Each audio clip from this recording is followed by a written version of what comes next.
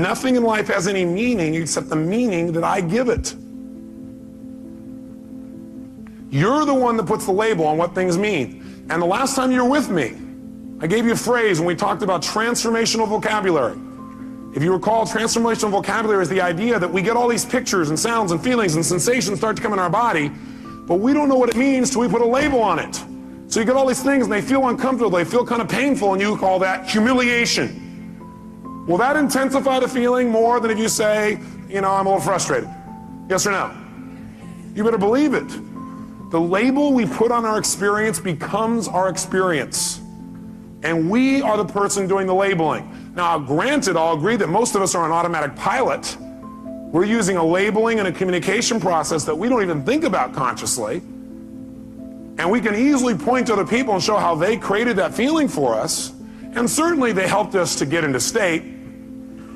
They helped us by giving us some feedback, but we still determine the feeling. I'll give you an example. I was in Hawaii recently. I couldn't believe it. I read this article and then I saw the thing on TV where they interviewed this guy. He was out swimming and the shark came and bit his leg off. Yeah, you'd think he'd be fairly upset.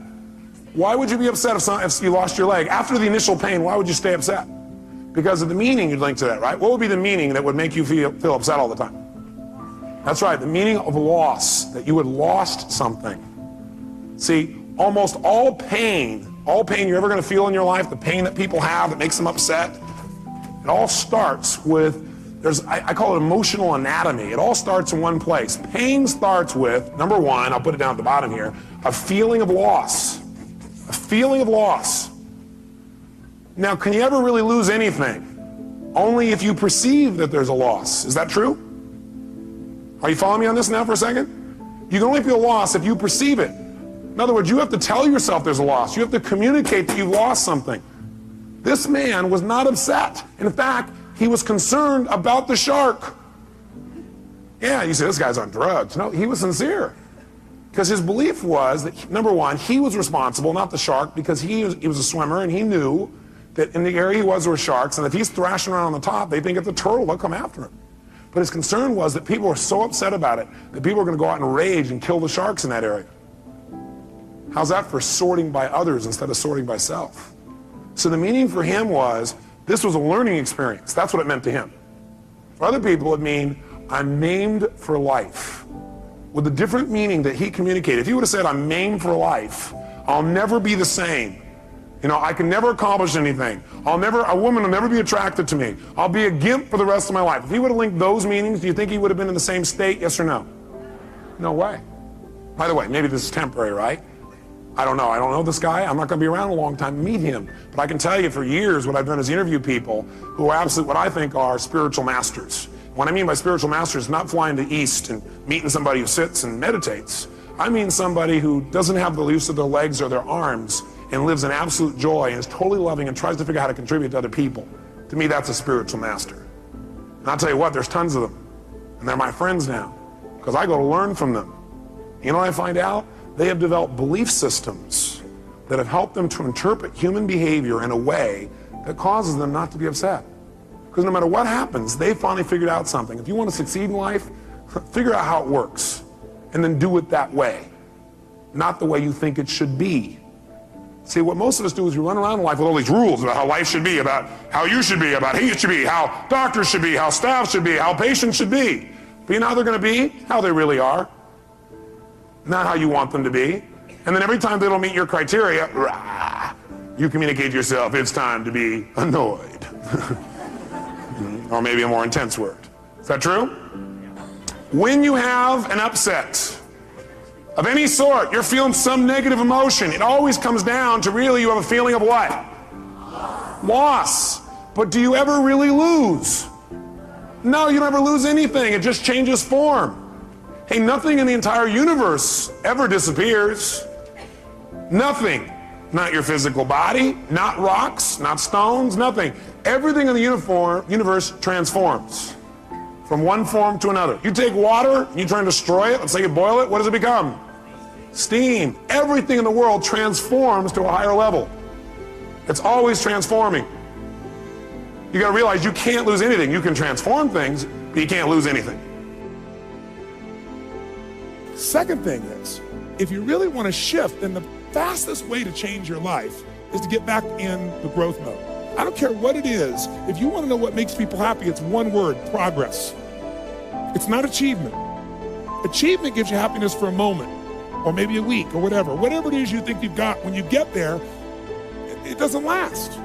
Because life is growth. We're either growing or we're dying. We all know the phrase, but it's because it's true. You know, phrases that have been overused and sound stupid at this point, the reason they've been overused is because they're accurate. And if you're gonna be alive, progress is it. If you want your body to feel alive, you gotta make progress. If you want your relationship to be alive, there's gotta be progress. If people experience progress, they are happy. If they don't, they won't be. I don't care what they achieve, I don't care where they go. So progress, if you're gonna make it, the first place to start to get it is be like a kid again. It's getting people to break their patterns. All the problems in relationships are based on patterns. You interrupt the pattern that doesn't work, it's so easy. But to do that, you gotta break your own. To do that, you gotta have enough energy. So what I'm gonna ask you to do is to be a kid again. Because when you're a kid, you try anything, right? Kids will do anything. If a kid tries something and it doesn't work, they don't feel like a failure. They just get up and try something else. But if an adult tries something and it doesn't work, they go, did anybody see that? No, never doing that crap again. It's bizarre. So here's what I believe. What's missing from relationships, what's missing from people's lives. Most people have a low standard for what they expect from themselves. That's it. That's it. Sorry to be so simple, but that's it. And so the way to raise your standard around is get around where it's better and let something hit you. Because most people don't have great role models. And when it comes to physical body, I started noticing all my friends talking about, oh, I'm getting old. And they were 48, 45 years old, 40. So I decided I'm gonna spend the next year interviewing people that are over the age of 65. I'm gonna seek them out and find them, who are role models for me, because I want people over age 65 that are extreme athletes, that are performing better than 25 and 30-year-olds. Because I'm gonna find out what it is that makes them tick. Because that's what I want. I want a long, passionate, extraordinary life. So the first woman I found, 72 years old, Sister Madonna, Catholic nun who did not exercise in any consistent way till she was 40. At 40, she was getting a little plump, decided she was gonna go for a little walk. And each day she walked a block further. Within a year, she was running 10Ks, and then all of a sudden, marathons. And from the age of 40, picture this, to the age of 72 when I interviewed her, over those 32 years, she ran more than 350 Ironmen. Now, I mean, this is unbelievable. I want you to picture this. Waking up on your 71st birthday, you fly to Hawaii to celebrate your 71st birthday. You wake up that morning and decide the way you're gonna celebrate your birthday is to run an Ironman. So you get up in the morning, you're 71 on your birthday, and you run a marathon. Then after your marathon, you go for what, a 2.5-mile swim. Then after that, you jump on your bike for 100 miles. Now picture this, you're at mile 45 roughly, and you are passing 35-year-old men. Better yet, pretend you're the 35-year-old man that a 71-year-old woman is passing. Sister Madonna got to mile, I forget the exact mile, but about 67, 68, 69. She was more than 3/4. She only has like 25 miles to go, and the whole thing's done. And she's on the big island of Hawaii. And if you've not been there, it's beautiful, but it's desolate. Because you know what's happened is there's no trees. All the lava's come down and wiped out everything. So it's very rocky, and since there's no blockage, there's lots of wind, and the wind's picking up, and it's coming right at her, and she's coming to the end of this thing. She's, maybe got 25 miles to go, and the wind's picked up to 35 miles an hour, then almost 40 miles an hour, and she became a flying nun. It picked the wind, smacked her and her bike, lifted her and smashed her on the rocks. She broke her hip, split her clavicle, cut her face. They took her away in an ambulance. The next year, they started to vote, and they were deciding that they were not going to let anybody over the age of 55 do this because it's too dangerous. So she protested and came up and did it again at the age of 72 and completed it. How's that for some determination, huh? Think of those standards. Think of what's possible. The average person, I'm tired, I'm stressed, and they're 50. Right? I interviewed a man 98 years old. The way I met him is at the New York City, each year they have a race up the Empire State Building, up the stairs. And obviously most people running are 20, 25, 30 years old, maybe 35. 98 years old, running up the Empire State Building steps as a warm-up to the Boston Marathon. So here's what I say to you. If you want to bring a gift back to the clients you work with, the first one you better bring is a renewed energy. A different standard of what you expect from yourself, because the energy is transferred to people. Words by themselves don't do it. If you take these words and you think of words like a little stick pin, you buy a blouse for a little stick pin, that's a word, and I throw it at you. Will you feel it? Maybe. But if you wire to the back of it an iron bar called emotion, boom, you can put that right through somebody's heart. And it's hard to do that if you don't rejuvenate yourself. You know, their physical, the way they physically feel, because I felt like it 100 times, and then I worked out, and then I felt way better. When life collapses on you and catch you on the blind side, what reason can you remember that you can call on, that you can reach on, that can make you get back up? Find that reason. Because when life had knocked me down, I said, life, I'm doing this because I want to make my mama proud of me. I'm doing this because I want my children to have a better life than what I had. I'm doing this because all my life I've been told I'd be a loser, that I wouldn't make it. I'm doing this to make them a lie. I believe, like Frank Sinatra, he said, the best revenge in life is massive success. I'm doing this so I can become massively successful. Talent you have naturally. Skill is only developed by hours and hours and hours of beating on your craft. Only thing that I see that is distinctly different about me is I'm not afraid to die on a treadmill. Right? Fear that thing will keep you working, thinking, and striving, and relentlessly trying to be more prepared for battle. So, I want you to be afraid of failing.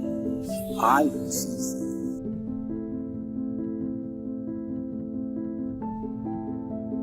Or laying in bed for an extra 48 minutes will make you happy right now. So there's lots of things that'll make you happy right now, but in the long run, they don't do anything for you. They make you soft. They make you weak.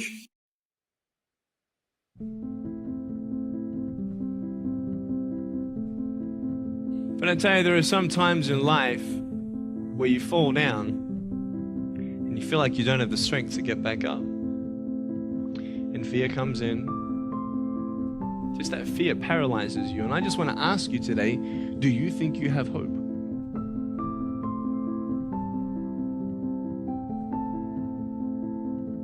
And the more brilliant you are, the more you're going to be tested in life. And if you know that you were designed to do some pretty important stuff, well then you know that what comes with that are bigger and bigger tests. So if you understand who you are now, and you're constantly comparing yourself to something else or somebody else who you should be, that means there's a ping pong match there. And that means there's an opponent. Okay? That means that there's something going on that's saying you should be that person. And that's what I mean by you can't mentally lower your expectations.